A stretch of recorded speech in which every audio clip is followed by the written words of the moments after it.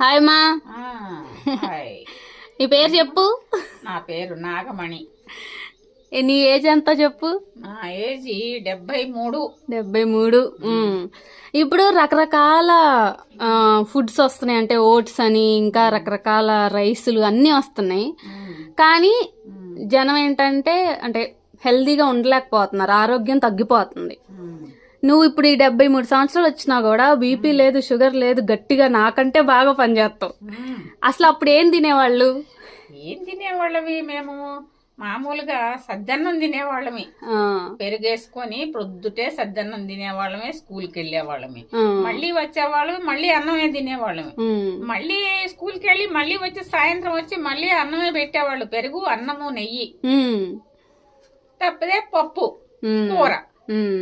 రాత్రికి అన్నం తినేవాళ్ళమి, అంతే. వేరే ఏం చిరుతిండి